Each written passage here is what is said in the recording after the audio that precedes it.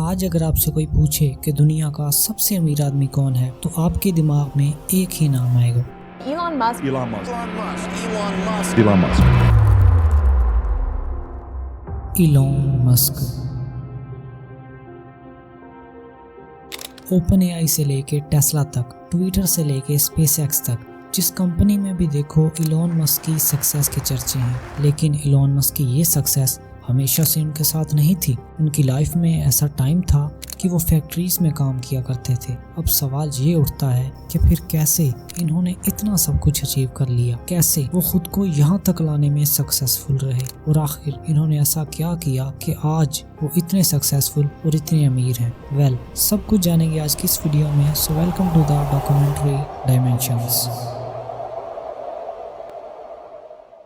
28 जून 1971 Elon Musk का जन्म साउथ अफ्रीका के सिटी प्रीटोरिया में हुआ। इनकी फैमिली में इनके पेरेंट्स के अलावा इनका छोटा भाई किम्बल और एक छोटी बहन टॉस्का थी। इन 1980 अनफॉर्चुनेटली इनके पेरेंट्स के दरमियान किसी रीजन से डाइवोर्स हो गई और इलॉन मस्क अपने फादर के साथ रहने लगे। इसी दौरान इनके फादर ने इन्हें वाटरक्रोव स्कूल में एडमिशन दिलवाया। इलॉन मस्क बचपन से ही एक अच्छे स्टूडेंट थे और उन्हें बुक्स पढ़ने का भी बहुत शौक था। लेकिन 10 साल की एज से उनका इंटरेस्ट कंप्यूटर्स और वीडियो गेम में बढ़ने लगा। उनका इंटरेस्ट इतना बढ़ गया कि उन्होंने अपने फादर से VIC-20 कंप्यूटर की डिमांड की। उनके फादर पहले तो नहीं माने, लेकिन इलॉन मस्क ने अपने फादर को कंप्यूटर दिलवाने के लिए कन्विंस कर लिया। अब वो घंटों कंप्यूटर पर बिताते, कोडिंग सीखते और ये जानने की कोशिश करते कि एक इंसान एक मशीन से कैसे इंटरेक्ट कर सकता है।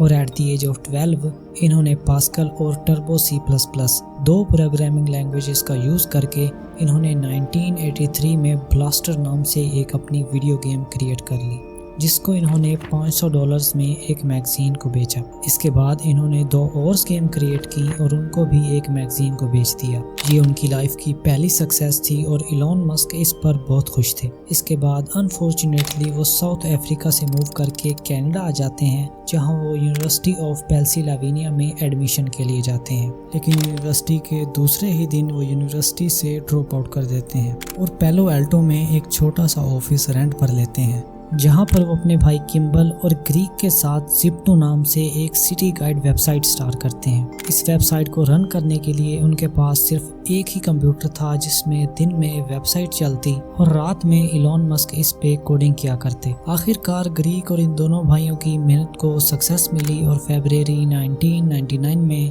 कॉम्पैक्ट कंपनी ने ज़िप्टो वेबसाइट को $307 मिलियन में खरीद लिया। अब चूंकि इलॉन मस्क का इसमें 7% शेयर था तो इलॉन के हिस्से में सिर्फ $22 मिलियन आए और यहाँ से इलॉन मस्क की लाइफ में सक्सेस आना शुरू हो चुकी थी। इसके बाद इलॉन मस्क ने इन्हीं पैसों में से $12 मिलियन से अपना पहला ऑनलाइन बैंक X.com स्टार्ट किया, जिसे आप लोग पेपाल के नाम से जानते हैं। ये दुनिया का पहला ऑनलाइन बैंक था, इसीलिए देखते ही देखते 2 लाख लोगों ने इसे ज्वाइन कर लिया और देखते ही देखते ये एक वैल्यूएबल बैंक बन गया। और इसी चीज़ को देखते हुए eBay कंपनी ने पेपाल को $1.5 बिलियन में खरीद लिया। इसके बाद तो मानो इलॉन मस्क की लाइफ में सक्सेस ही सक्सेस थी। इसके बाद 2002 में इलॉन मस्क ने $100 मिलियन लगा के SpaceX नाम से कंपनी स्टार्ट की, जो अफोर्डेबल रॉकेट्स बनाने का काम करती। इस कंपनी ने 2006 में अपना पहला रॉकेट लॉन्च किया, जो कि अनफॉर्चुनेटली फेल रहा। इसके बाद 2 और रॉकेट्स को लॉन्च किया गया, लेकिन वो भी फेल रहे।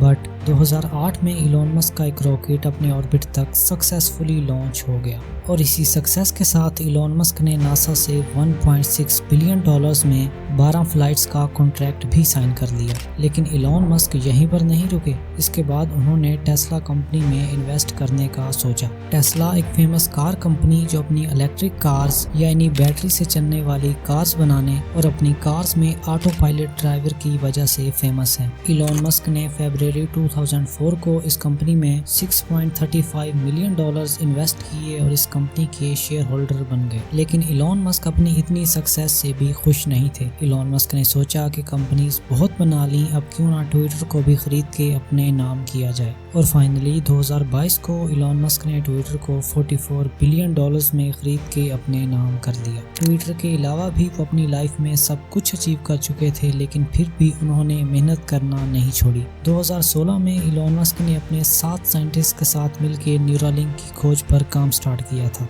न्यूरालिंक एक ब्रेन इंटरफेस कंप्यूटर चिप है जिसको एक एयर रोबोट की हेल्प से आपके ब्रेन के अंदर फिट किया जाएगा, जिसकी हेल्प से एक पैरालाइज इंसान भी बिना चले फिरे डिवाइसेस को रिमोटली कंट्रोल कर पाएगा, और वो भी अपने ब्रेन की पावर से। 29 जनवरी 2024 को इलॉन मस्क ने ये अनाउंस भी किया कि उन्होंने एक न्यूरालिंक को सक्सेसफुली एक ह्यूमन में इम्प्लांट भी कर दिया है, और ये ऑपरेशन सक्सेसफुल रहा है। यही नहीं, इलॉन मस्क का फ्यूचर प्लान 1 लाख लोगों को अर्थ से मार्स तक ले जाने और वहां इंसानों की कॉलोनीज बनाने का है, जिसमें 1000 स्टारशिप्स का यूज किया जाएगा और 1 लाख लोगों को अर्थ से मार्स तक भेजा जाएगा। इन लोगों को अर्थ से मार्स तक जाने में अप्रोक्सीमेटली 115 दिन का टाइम लग सकता है, और इस पूरे प्रोग्राम को कंप्लीट होने में 2029 से लेकर 2050 तक का टाइम लग सकता है। अब पता नहीं इलॉन मस्क का ये प्लान सक्सेसफुल होगा या नहीं, लेकिन इलॉन मस्क का ये कहना है कि अगर उनको अपना सब कुछ भी बेचना पड़ा तो वो बेच देंगे, लेकिन मार्स पर इंसानों की कॉलोनीज बनाकर ही छोड़ेंगे।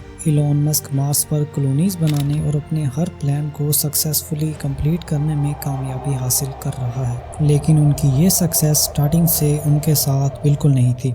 इनफैक्ट 1989 में इलॉन मस्क एक फार्म और एक लकड़ी की फैक्ट्री में काम किया करते थे, जहां उनको कुछ खास सैलरी भी नहीं मिलती थी। इनफैक्ट एक बार उन्होंने नेटस्केप कंपनी में जॉब के लिए अप्लाई भी किया था, लेकिन उस कंपनी से इलॉन मस्क को कभी कोई रिस्पांस नहीं आया, और उनकी लाइफ का सबसे बड़ा फेलियर उनके 3 रॉकेट्स का फेल हो जाना था। लेकिन उन्होंने कभी हार नहीं मानी, अपने फेलियर को अपना फ्यूचर नहीं समझा और अपने हर इम्पॉसिबल ड्रीम को पॉसिबल करके दिखाया, और आज इसका रिजल्ट